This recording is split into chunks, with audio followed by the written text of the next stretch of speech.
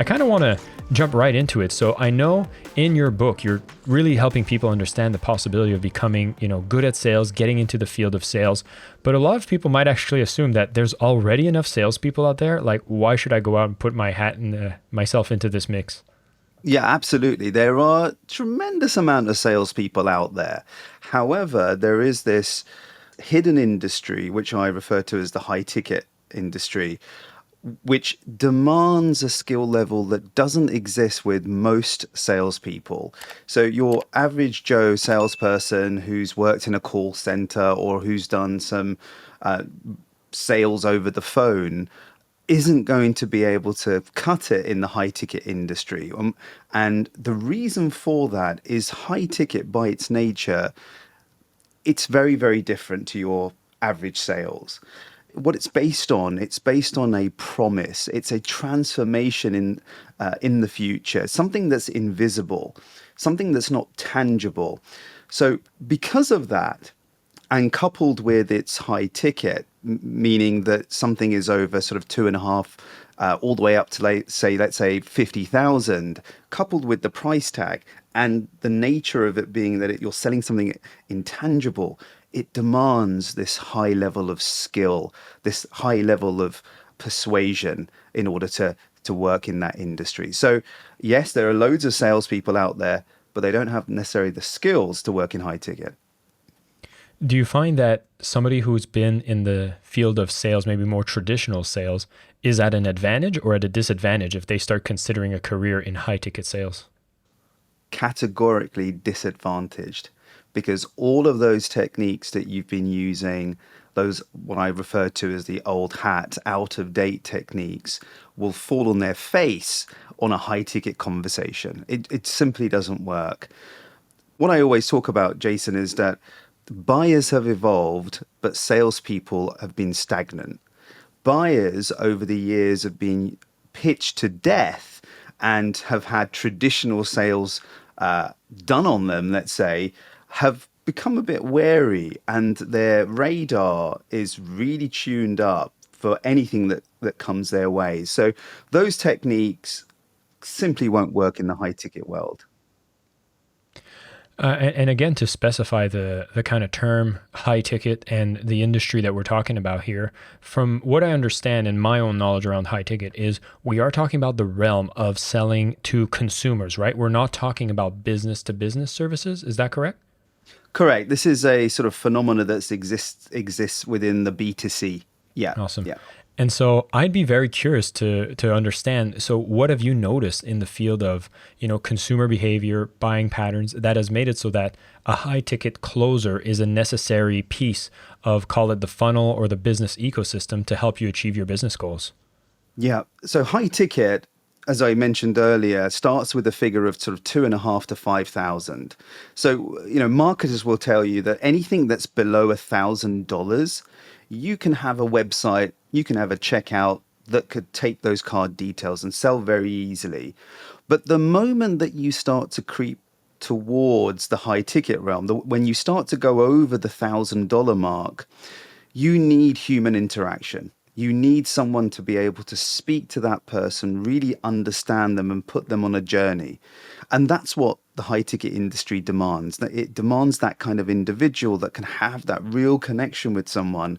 And so that they can part with, 2,500, 5,000, even up to 50,000 on a phone conversation or a Zoom conversation. So that is why it's essential to have those necessary skills. And I know you specified the fact that it is the intangible. So we're not talking about selling cars. We're not talking about selling No. houses here. So could you give us examples of like what would be the type of product you'd find yourself selling as a high ticket closer? Sure. So, an example would be that you are selling a certification program for someone to become a life coach, let's say. Now, you can't touch that, you can't see that, you can't feel that. So, this is something that you're promising in the future that they will have a new career. So the fact that it's something that's intangible, you need to really invoke those emotions in the individual so that they can relate to that vision. And that's where the skill comes in. That's where one's ability to really have that deep conversation is really needed. Now, I love in your book, you actually share a lot of methods exactly how you should be doing it in the right way. But I'd be curious to know, I mean, you've been in this industry for 20 years, and I'm sure you've not seen it all be sunshine, rainbows. When you talk about certification programs, coaching programs, I'm sure you've seen a lot of the mud out there as well. So I'd be curious to know, like, what are some of the things you've seen in this industry that made you go, oh my God, I need to change the people's way of doing this because this just ain't right? The classic example, Jason, is this notion of rapport building. So what what a lot of these gurus will tell you is that, you've got to become their friend. What they will say is, you got to have some commonality with them. So when they come on the call or if they come on Zoom, that, ask them where they're from and tell them that you've been to that location, or what kind of hobbies they have, or what the weather is out there, or whatever, something stupid like that. All this stuff is so transparent that it is a sales technique that prospects just shy away from it. They just move away from something like that. They get guarded and they close off because they know what you're doing. And the way that I teach sales or high ticket closing is that rapport isn't trying to find commonality. Rapport is when you genuinely understand the prospect's world. That's real, authentic rapport, not this kind of artificial, oh, you have a dog, my neighbor has the dog as well, and all that sort of stuff. Fair enough. Well, I like the fact that you actually speak about, there's two, call it negative ways that sales were done. Like you'd had the going too far from a very like hardcore salesy, like buy now or you can never buy again, and like almost using Yes. shame as one of the motivators. And I thought that was a very interesting way that you elaborated how that's a motivator, but it's not the best motivator. And I'd love for you to talk to me about, what does the role of shame play in a way of selling, and why is that not the way to do it in the future? Yeah, so I feel like we've gone through one end of the spectrum to another. So the first part of this spectrum is always be closing, always, this kind of hard sell. You've got to pressure them, and you've got to use these buy now tactics, so to speak. And then the other side of the spectrum is in response to this, that it feels so sleazy and horrible, we've gone completely the other side of the spectrum, which is, what I describe in the book as sales as service, right? That you're there to serve the prospect. And my feelings on that is I think we've gone too far. Well, we went too far on this side and also this side. And what my approach is to attempt to harmonize that. We always know that there's always truth in the middle, right? So I think it was Schopenhauer that was talking, the philosopher, German philosopher. He said that civilizations they go through kind of three steps until they find the actual right position. And I think we've done that here. We've gone to the always be closing. We've gone through sales as a service, losing the essence of closing in the process, and now we've come in the middle. So it's taking the bits, the good bits from each point, and harmonizing it and come out with a new approach. Yeah. It's funny because this is something we're seeing across the board, right? It's not just in sales. Like you're looking at politics, right? Like you had the huge swing left, huge swing right. Everyone's an Totally. extremist. And you're like, isn't there anybody left normal? But the majority is normal, but it just doesn't get the headlines, right? And, I'd be kind of curious to hear your thoughts around a lot of the sales guru that look really cool for other salespeople, Like I watch a lot of sales gurus and they're going like, oh, they're closing. And it's like, it's an entertaining thing to watch, but it's pretty hardcore. Are you advocating for us to shift more towards those kinds of things, or is there something that's still perverted from that approach? What I've noticed is that even when individuals are saying that we're not doing, we're far removed from these sort of hard closing techniques, I still hear and see them actually using them, but then they're not actually aware that they're still using these techniques. I'll give you an example. It's the fast action bonus. This is everywhere in the high ticket space, right? The fast action bonus. So for your viewers and listeners, what that is this. So you do your presentation, you do your pitch, and then when it comes to the price, their investment, So you say, right, this program is $10,000, but if you buy with me now, it is 5,000. And if you call me tomorrow, it's going to be 10,000. So it has to be 5,000 now. So techniques like this just simply don't work. And prospects know what you're doing. They can see through it. Now, let's just really think about this technique for a second. You have a program that's $10,000, and in about 5 seconds you just dropped it by 50%. What do you think the prospects are thinking at that moment in terms of the value of your offer, that you can suddenly just halve it in 3 seconds? It really destroys the value, right? It's using a technique to create urgency, but it's a very crude technique. But that's just an example which I often hear and see on when I'm auditing some of my client sales calls. I can hear this technique being used. It just absolutely makes me cringe. Yeah. Hey man, I've been in direct response online marketing for a long time. I'm not innocent. We've done this. I've done this, and it's always been something that they would say the data shows that it can actually help to convert. But I would agree with you. It's never left me with a happy feeling. I always felt like, Yeah, ugh, I felt cringe doing it. But then something I would do differently is actually maybe show like the total value, but there would be a yeah. lot of inflation around that as well. So in your approach, I mean, we still need to create urgency. It's as you said, we don't want to become a service, as you say, which is, oh, you do it on your own time. We kind of still need to lead them. We still need to make people make decisions. Change is hard.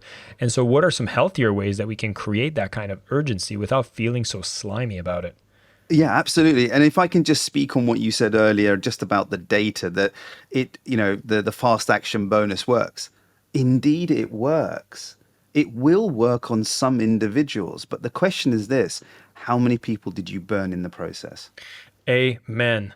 Brother, I speak about this, and I'm so glad you bring this up because, yay, you might bring your conversion rate from 5% to 6%, but the 94% now hate your guts. Yeah, totally. Totally. How do you know? How do you know that the people that didn't buy that would have bought if you didn't use that technique? This is because salespeople, they love to focus on the ones that they've got, right? But they don't focus on the ones that they've lost. So just to tell you a funny story on this. So I had one guy when I was working for a hypnotherapy certification company. I was the head of sales there, and we got this new guy on board. And so we're trying to put him through the process. So he comes with very traditional sales. We're trying to get him to learn my system, inverse closing method. And my trainers are coming back to me saying, Adam, this guy just keeps resisting. He just won't take it on board. He won't listen to what we tell. So I said, great, bring him into a meeting. So I brought him in a meeting, and I said to him, so what's going on, man? We're trying to help you here, improve. So he goes, well, Adam, I'm getting sales. It's working. I'm getting sales. I go, really? Okay. So how many people have you spoken to? He goes, look, I've spoken to 25, and I've closed 5 of them. So you've spoken to 25 and you've closed 5 of them. He goes, yeah. So it's working. So what you mean is that your method has lost 20. And his brain just fried. Like I said, what you mean is that your method has lost 20. And for a moment, that moment where the record slips, it's almost like that happened in his brain. He just froze. He never, ever thought of it in that way. Never to actually focus on the ones that he was losing, but focusing on the ones that he was getting. So, the fast action bonus, it will work on certain individuals that are malleable, that you can pressure. But the people that are intelligent, the people that need persuasion, sophisticated persuasion techniques, it won't work. And that's the danger, that you're losing more than gaining by using that technique.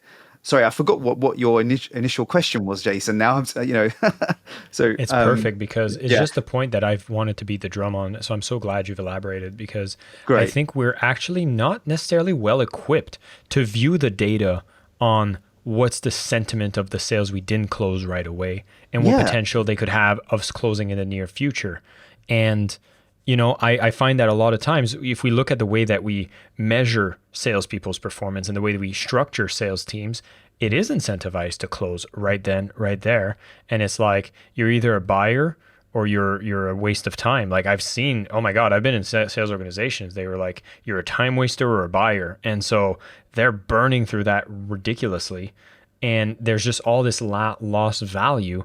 Branding, all of that gets destroyed when you bring these kind of toxic sales behaviors that just look a little nicer on the front end. But yeah, that was basically it. I'm just so glad we're bringing our radar up to focus on some things that are longer term, that are actually about every sales conversation is being good for the brand and doing it in a different way. So I'd be very curious to know in your own methodology while you're in the process of writing this book.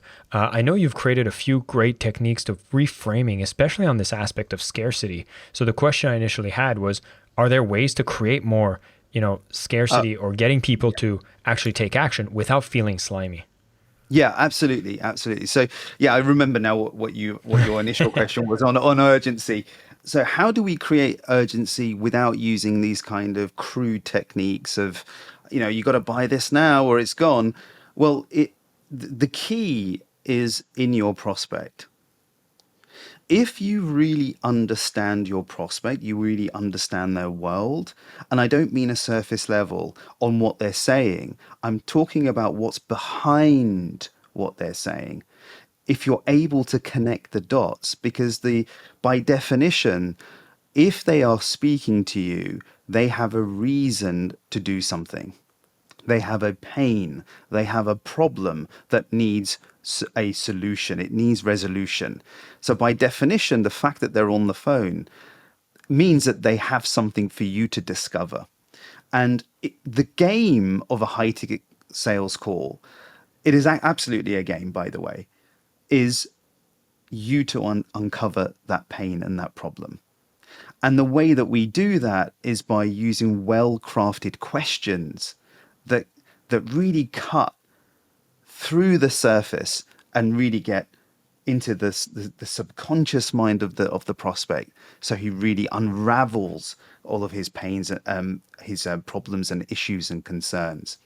Now, the way that we create urgency is, first we need to identify the problem, then the pain that comes from the problem. So in the book, we go through this, and what we're trying to do is we're trying to look at the prospect's world, and we're drawing out the friction, the pain that the prospect's world creates because of where they are. And what we're trying to do is we're trying to take that, and ultimately the way that we create urgency is through fear. Fear that their trajectory will get worse. That's how you create urgency. It's not enough to just identify the problem and the pain. The reason for that is because they're managing it. They're not going to jump out the window if they don't buy your product, right? They're managing it. But it is the job of the high ticket closer to get them to have this introspection, to understand that the trajectory is going to be far worse from where they are. And it is that creates the urgency and action. So that's how, and you see, now that's easier said than done. So Jason, do you see why people opt for if you buy this now, it's half the price? Because it's easy. It's easy to do that, right? You just utter a few sentences. But what I'm suggesting requires a hell of a lot of skill and exploration and sophistication. That is why. That is why people opt for the cheap and crude way of creating urgency rather than this. Correct me if I'm wrong, but I think what you're suggesting actually puts a lot of responsibility on the seller, because it's based on how you were able to understand the buyer that you can actually explain to them how their situation is getting worse. You're not lying to them, you're not saying anything untrue, but because you spent the time to actually fully understand them and take that risk of saying like, hey, I don't think this is getting better. You're just managing, but we can get you thriving. And that requires confidence. That requires studying. That requires a sophisticated method. And I believe that's what you're preaching for. And so I'd be curious to know when you preach a methodology like this whole responsibility that comes with you going and leading people towards this change, does it make some people become a little more afraid of selling themselves because of the burden of responsibility? It is absolutely something that people have to take extremely seriously, because this is a very, very powerful approach, and it can be abused. It can be abused. And, as we know from the Spider-Man movie, with great power comes great responsibility. And this can be abused like any other tool. So what the impression that I get from salespeople when I introduce them to my method is, wow, like this is crazy stuff, like what you can absolutely achieve. Now, there needs to be some ethical consideration here. And what I teach my sales guys is that my closers, that this is not about creating you yourself creating the pain and problem and urgency. I'm not trying to manipulate them to look at their life in the way that I want them to look at it. All I'm doing is helping them unravel the reality of their world right now. That's all I'm doing. I'm getting them to focus. Look, human beings, and I always say this, human beings, we have a mechanism to continue with our lives, and that is denialism. We have lots of issues, lots of problems, and the way to live and just continue is not to look at those problems and put them, in the back of our minds. That is destructive for someone's growth, right? Our job as closers is focus. We are focus agents. We want them to focus on certain aspects of their life. And in this particular situation, we want them to focus on all that's wrong in their world, right? So what we're trying to do here is not create something that's not there. I'm trying to unravel it. And that's where the skill comes in. You just have to look at the fact that we still have so many millions of people that smoke cigarettes every day. And it's not like we lack knowledge to make a decision to quit smoking, but it's just like you said, this denialism kind of kicks in and you kind of just cope with it. You kind of just deal with it. It's not that painful, but fast forward a few years and now you have these health problems. And, if you did have somebody who understood, who cared, and really knew how to actually make you make a change for the better, could actually unravel that for you, it might actually help some people to be able to make those powerful decisions. And I think in particularly these intangible B2C types of programs that give personal transformation, that get people to recognize blocks, get consultation, get breakthroughs, it's not as obvious as some of the more tangible business solutions that you can measure. You can get a clear ROI, you can weigh it out. And so that understanding becomes such a critical part of the sales process. And I know it's a big element within the inverse sales method is actually going out and asking powerful questions. If somebody's just getting started in this, is it a good baseline to actually get yourself equipped with tools such as coaching methodologies? Or is that, again, something that will work against you in the world of high ticket? When you say coaching methodology, do you mean to be sort of understand how coaching works and using that in your sales calls? Yeah. You see, we have to make a distinction here. This isn't coaching in any shape or form. In actual fact, coaching would be problematic because if you coach someone around their problem, they will have the sense that it's resolved momentarily. And what happens there is that they leave the conversation thinking, oh, I've got this nice feeling now that my problems have been solved. And they walk away and the salesperson's thinking, oh, that was great. I really helped someone today, but there's no sale.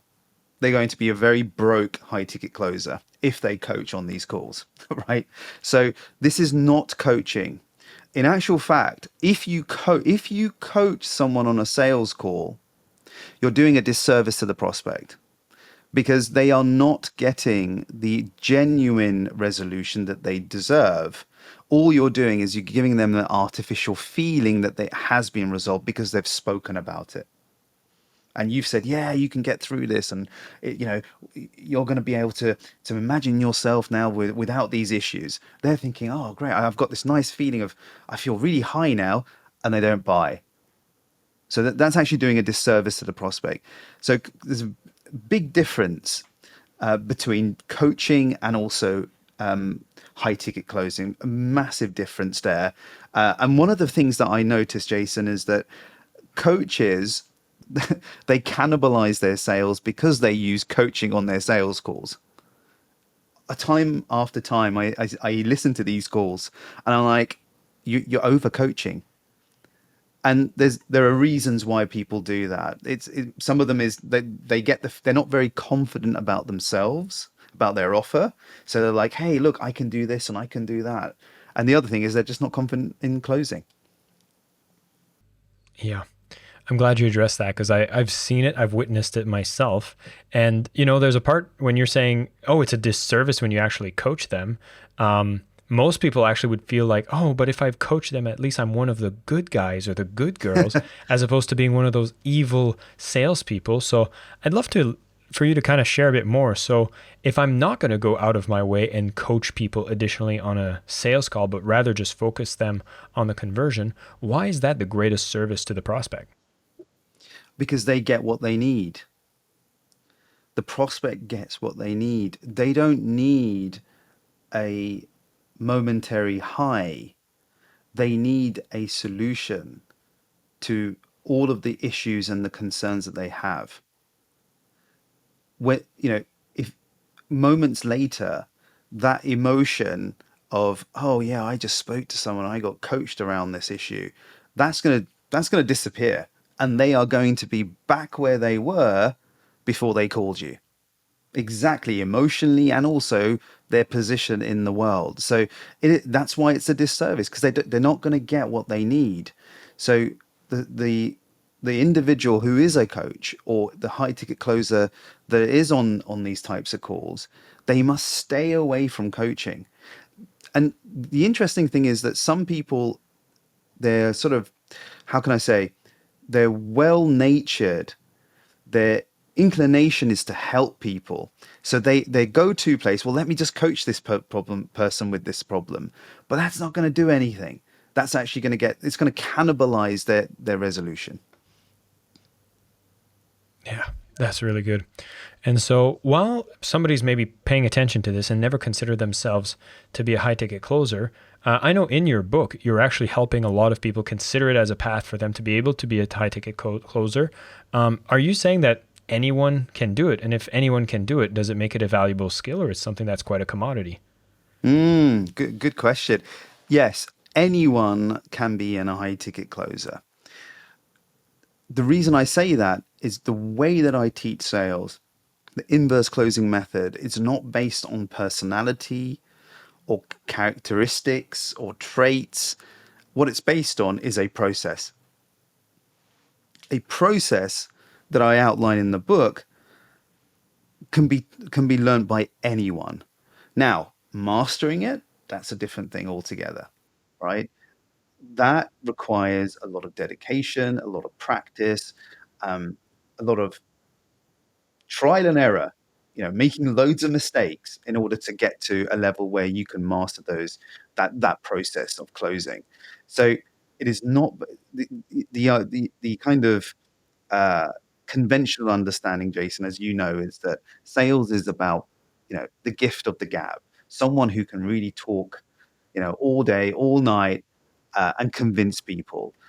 This is completely the opposite of the way that I understand what sales is about. Sales is not personality, it's process. And that process can be taught to anyone as long as they have that dedication and that time. Awesome. And so one of the things I would assume is when you're trying to get into this type of industry, you're probably paying attention to the types of market that are the most exciting to get into. Hmm. Are you recommending people to, if you're getting into this path, are there certain industries or markets that you would see are very much growing for this type of salesperson? And is it something that we should align ourselves as if we're going down this career path? Yeah, absolutely. The e-learning space, which dominates the kind of high ticket industry, is a multi billion industry, which is still growing, and it's expected to grow even more. It's that space that I want people to look at and move into if you come from a sales background or any other background for that matter. If you're looking for a job, a career where you can work anywhere in the world, you can earn six figures and have powerful conversations that you're actually helping people, high ticket is the way to go. I mean, me personally, Jason, I've done all the other sales jobs out there. I've worked in the corporate world, I've worked in the office, done the 9 to 5, I've done door knocking, I've done all of these, I've done tele sales, I've done all of these different sales roles. But high ticket, I'm telling you, completely changed my life. The fact that I can just, this, you see here, this is my office, right? And guess what? I can take this anywhere in the world. I mean, I travel around the world and I visit beautiful places, and I can still work and I can spend time with my family. And I have a 3-year-old that I spend immense amount of time with. Like I do a sales call, and then I just, after I finished it, I've closed it, I just go and play with him for 5, 10 minutes. You know, that would never have happened if I had a traditional sales role, right? Oh God, don't remind me of the jobs that I've had, traveling there on the tube, and an hour in these cramped conditions and then coming back and too exhausted. That doesn't happen anymore. Like it is, high ticket is a fantastic opportunity for anyone who wants to make a career in sales but wants to get away from the old baggage. I like that, and I'd want to flip the lens from another perspective, being that let's say I'm in I'm actually running an organization. Maybe I am in the spaces of the markets you specialize, like e-learning, and maybe I Hmm. haven't ever integrated a high-ticket sales kind of piece in my business. Probably because I've always associated it with a way of, terrorizing my fans into buying things in a scary way. What's your message for most organizations in that space who haven't integrated it and might want to consider it using the methods you speak about? Yeah, so there is hope. Um, we there is an approach, a tried and tested approach, where it actually feels good for the prospect and it feels good for the salesperson. It is a way that prospects, after giving their credit card details, will thank the salesperson because they've actually helped them.